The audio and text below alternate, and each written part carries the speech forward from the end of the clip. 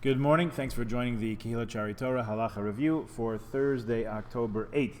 We spoke yesterday about Shmini Atzeret, about the new holiday that begins after the conclusion of Sukkot, even though we're still eating in the Sukkah, from a point out of a question about the day, ancient question about the day. Nevertheless, on Shmini Atzeret, that's this year Friday night and Shabbos, we're not making a bracha leishe b'sukkah, but we are by custom still eating in the Sukkah. The last day of Yom Tov, second day of Yom Tov, for us who live outside of Israel, second day of Shmini Atzeres is called Simchat Torah. Simchas Torah, the rejoicing in the Torah. Why? How did it get that name? Because on this day we conclude reading of the Torah and we rejoice with it. In the evening, after Ma'ariv, we make 7 hakafos, 7 circuits around the bima, carrying the Sifrei Torah around the bima, after which they are placed back in the ark. We leave one Sefer Torah, from which we read for 3 people from the portion V'zos HaBracha, 33rd chapter of Devarim, the last parsha in the Torah. In some communities, it's customary to read a different parsha. It deals with vows.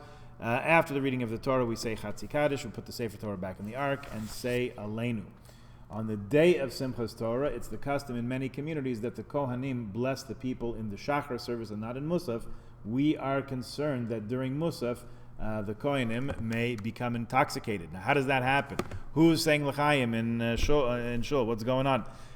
So since it takes a while, usually, in most years, in most shuls, for everyone to get an aliyah, customarily people would take their aliyah, giving each of the men an aliyah on Simchas Torah. They would step out into the hall, make kiddush, have a piece of cake, so they would have something to do with themselves while they were waiting for everyone else to get their aliyahs. So we don't want Kohanim to be shikr when they're blessing us. That's not going to work.